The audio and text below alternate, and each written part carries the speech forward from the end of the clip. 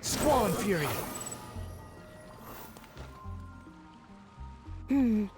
Given previous results, I should make a few adjustments to the experiment and ensure that the materials and equipment are all in order.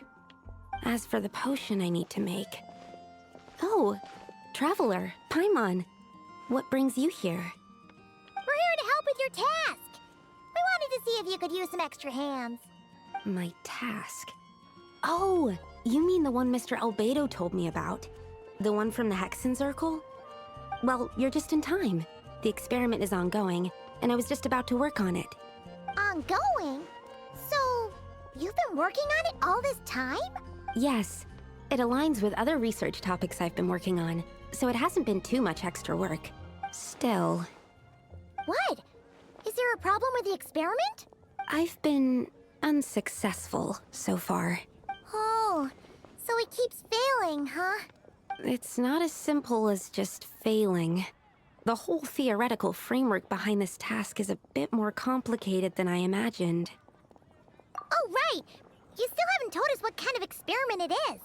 One meant to develop a potion that can transform sweet flowers into a variant 16 times its normal size. That is to say, the formulation of Botanical Augmentation Reagent Type 4, Iteration 7.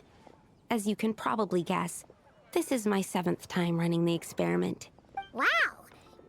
So, basically, we need to make growth serum. Or the 7th version of one. Well, yeah, that's about right. This is my 7th attempt, but I didn't make many adjustments to the formula this time, because both the theoretical principles behind this experiment and the products of the process prove there's nothing wrong with it. But you haven't succeeded yet, right? Yes.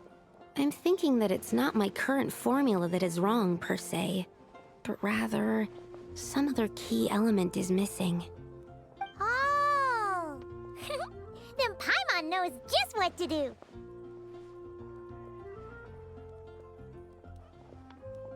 Yeah! We came here to do just that, after all. Here it is. That said, I'm still missing 2 ingredients. Now that we can help with. What do we need to get? I need spring water from Springvale to use as the base, as well as Eye of the Storm fragments. But that last one could be tricky. We've got this! Let's go! Let's tackle the Eye of the Storm first.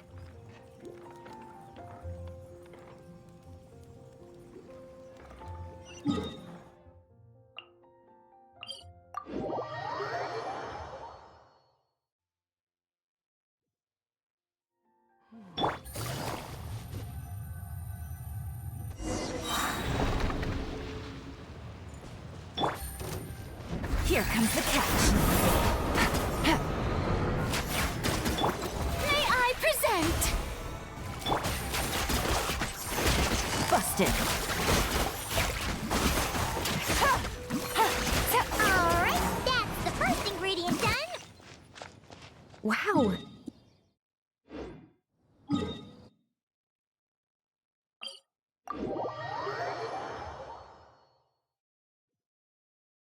We can get the spring water down there.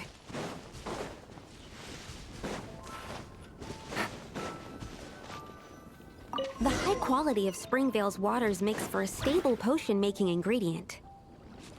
That's all we needed, right? Yes. Let's head back.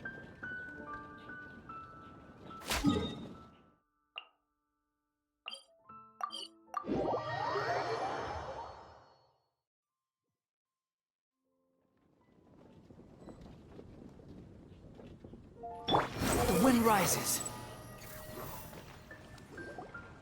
All right. The ingredients are ready and the cauldron is just over there, so we should be good to go. But, Is something wrong? No. It's just... Do you mind if I watch from the side? Just for the purposes of accurate recording, I mean.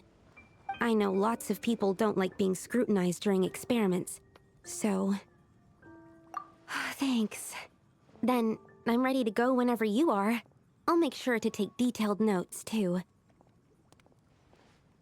So, are you ready to start the experiment?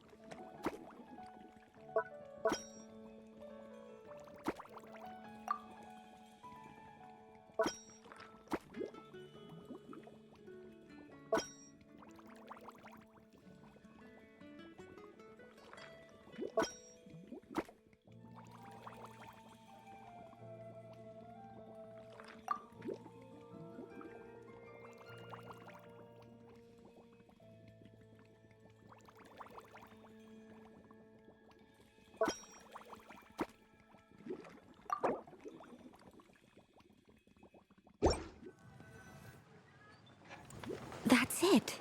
Your execution was perfect. Really? Yes, I don't see any flaws in the brewing at all. Let me extract some and test the product's composition. One moment.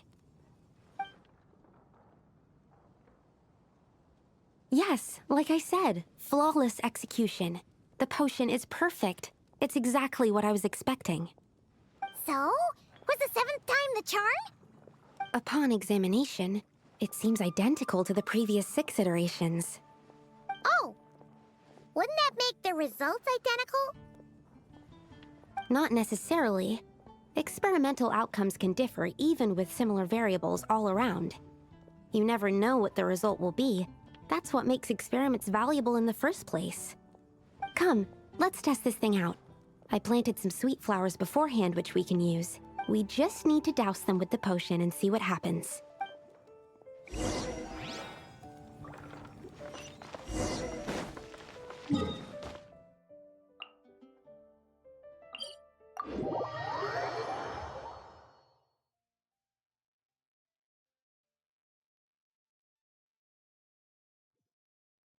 Fundamentally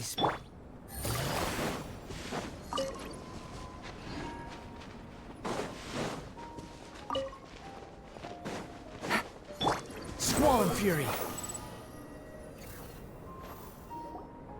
Alright, we poured the growth serum on the flowers. Is that all we need to do?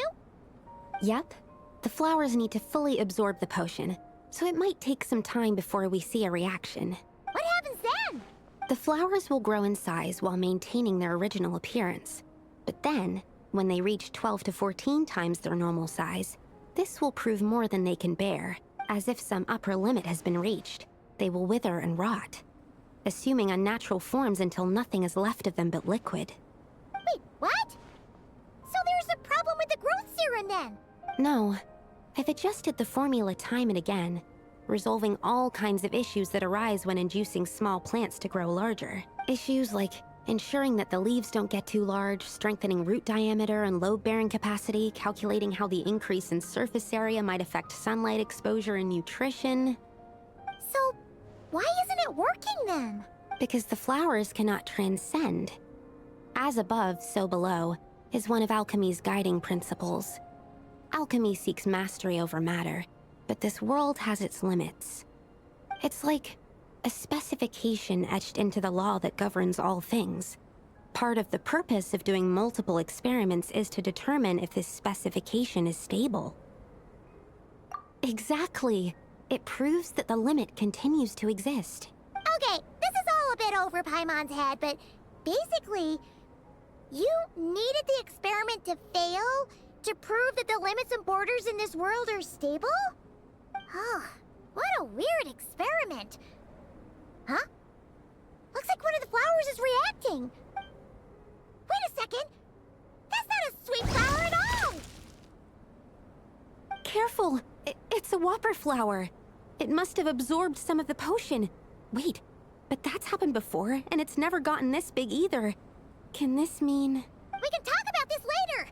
Let's get rid of it first.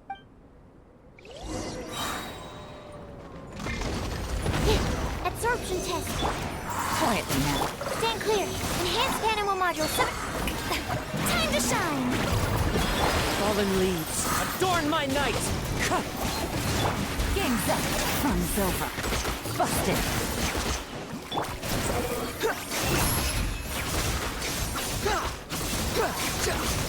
Know your place!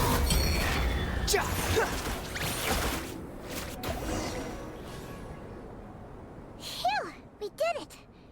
Even at that size, a whopper flower is just a whopper flower. But, was it supposed to get that big? I could only make a rough estimate during the battle, but it looked at least 16 times its original size, maybe even larger. This means that the experiment worked. Wait, but isn't that a good thing?